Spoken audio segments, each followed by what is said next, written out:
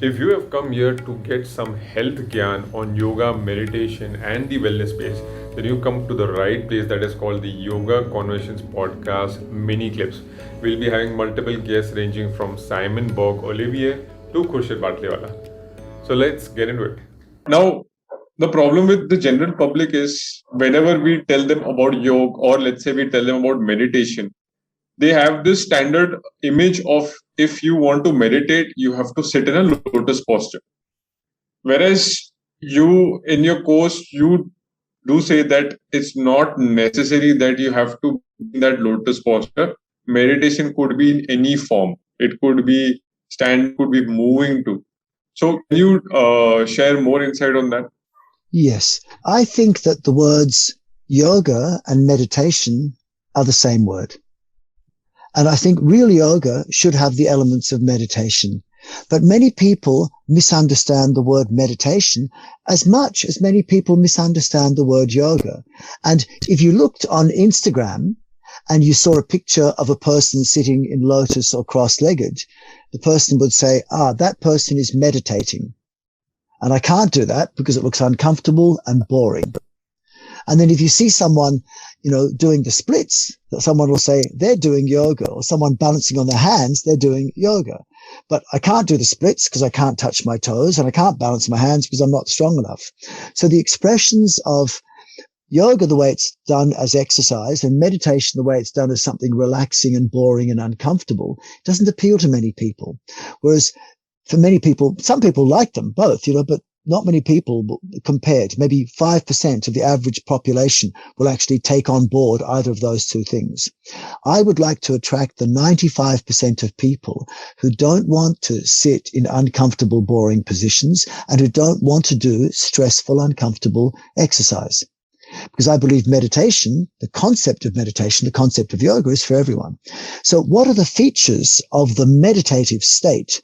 And I talk about 5 main features of the meditative state. The 5 main features of the meditative state are, number 1, sustainability in whatever you're doing, be it a physical activity which is stationary or dynamic.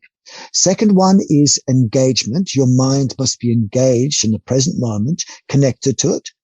The third one is a sense of calmness. So you receive during the practice and after a sense of parasympathetic dominance. So you feel calm. The fourth one is effortlessness. So it doesn't feel like work. It's not something which seems like work, but rather something which is just easy to do, easy. And the fifth one rather is invigoration. Invigoration means it must give you energy, but not just energy like adrenaline or some sort of coffee. It must actually make blood flow, and you should feel warm. So when I see, for example, a true meditative master, it is someone, say in Rishikesh in northern India, in the middle of winter, who is sitting naked in the snow. And if you see someone sitting in lotus posture or siddhasana naked in the snow, and you go, they're meditating, you go, that looks very difficult because they've got no clothes on and they're warm. And that's not the same as you see the typical meditator in the West who's sitting uncomfortably in a cold room in Scandinavia or Germany or Southern Australia, and they've got blankets wrapped around them and they're shivering. That's not meditation. That's just sitting in an uncomfortable position in a boring place, getting cold and bored. What we want is to have blood flow. What we want is to do something which is sustainable, meaning it needs to be able to be done for at least 10 to 15 minutes, say, minimum, but ideally up to many hours. So you can't meditate in every activity because some activities are not sustainable. Like I wouldn't recommend to meditate while doing chin-ups because you have to stop after 10 for most people. You could meditate in chin-ups if you could do 1,000. You can't meditate doing push-ups because most people can only do 10 or 20, or elite athletes might do 100, but still it's limiting. So you want an activity which is sustainable. And in the yogic text, they talk about something which you can do for, say, 3 hours. Then the second thing is engaging. And engaging means it must be something which gives you enough interest that you actually want to do it. It's exciting, but not so much stuff that it makes you stressed. And then it must be something which gives you a sense of peaceful relaxation, but not so easy that it becomes boring. So you have to find a place. For everyone, it's a bit different. Something which is exciting enough, but not stressful. Something which is calming, but not boring. But for many people, there's a very narrow range. If you excite them a little bit, they get stressed. If you calm them a bit, they get bored. And those are the hardest ones to work with. But generally, people do have a range where they can just be excited a bit, but not stressed, calmed a bit, but not bored. And that's the range where you can work in. And that place mentally is also a place where you have coherent synchronous brainwave patterns, and the default network of the brain shuts down. The default network of the brain is the place where we have a lot of time traveling and a lot of ego. So they actually discovered this recently in the last 10 years when they started doing studies on psychedelic drugs, which were studied in the 1960s. Then they stopped the studies until about 10 years ago. And at Johns Hopkins University over the last 10 years, they've probably tested 1,000 people on strong psychedelic drugs. And they found that most people said, even after 3 years, this was one of the most life-changing experiences they've ever had.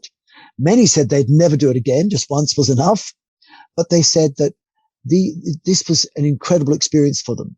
But what they did in the last 10 years, which they couldn't do in the 1960s, was they examined people's brain waves, people's brain state, which part of the brain was active during this psychedelic experience, which people said changed their lives for the better. And they noticed that people's default network was shut down. And the default network is that network that you enter when you're doing something like, say, going to wait for a bus. And you know the bus is going to come, but you don't know, is it going to come in 30 seconds or 30 minutes? So you can't start reading a book or doing something else. You have to be a little bit paying attention in case the bus comes. But your mind starts to drift off. It drifts off to what you were doing yesterday, what you're going to do tomorrow. It's your time traveling center. That switches off on psychedelic drugs. And then also what switches off on psychedelic drugs is your ego center. Whereas normally waiting for a bus, you might start to go, gee, what's my relationship like with my partner, how am I going with my boss at work? How about my kids? What's the relationship with that? And so a lot of time our default network tells us about the relationships we have with people and the differences. But when you're on psychedelic drugs, then the default network switches off. So you have no ego, no sense of separation with others, only connectedness, no time traveling, no sense of past or future. When you're on psychedelic drugs, according to the studies at Johns Hopkins University, there is only you in the here and now connected to everything else around you. And this is partly why people after, many years will say that was one of the most profound experiences of my life. Well, the people at Johns Hopkins University who studied these psychedelics over the last 10 years said, we have never seen brainwave patterns like this in any other group, except for people who do profound and proficient meditation. So meditation really is scientifically then to be proven to be something where you get rid of your ego, get rid of time traveling, and actually enter a place mentally where you're totally connected with the activity you're doing in the here and now. And that's what I call engagement, along with that thing of not too excitable, not too calming, not getting stressed, not getting bored. And that's an important place for meditation. Then the third thing about meditation is it must be calming. So like I said, it must have this parasympathetic dominant response where you feel you have low heart rate, low breathing. I mean, how often does anyone who's meditated notice that you're there in a really beautiful state and then suddenly you go, oh, I don't think I've breathed for ages. Well, that moment where you haven't breathed for a while, that was the closest to meditation that people get. And actually, the more you breathe, the less meditative you are. So we want this very calm state, no sense of tension or stretch or discomfort. You're not meditating if you're in a lotus position going, oh, my knees, my back. Oh, I can't wait to get out of this posture. No, that's not meditation. That's just doing terribly uncomfortable things and dangerous things for your knees, back, and hips. So I saw a beautiful picture last night of Shivananda, whose, I think it was 100th year birthday anniversary or something yesterday or the day before. And Shivananda was a great yogi, Indian yogi, but as he sat there in this black and white photograph, he's sitting on a chair. And, as you get older, it's difficult to sit cross-legged or lotus so you sit whichever position is comfortable. And a chair is the one that most people find comfortable as they get older. But I think I sit enough on chairs as it is. especially in the last year and a half where we've been locked down a lot and not traveling as much, I do way too much chair. So as soon as I want to do some meditation, I get off my chair and I'll do either static meditation standing or in various different postures, or I'll do dynamic meditation where I'm moving in a very effortless way. And I meditate in dynamic ways. I don't need to sit. Even sitting cross-legged or lotus, it's too similar to sitting on a chair for me to be of benefits. And I think most people are the same.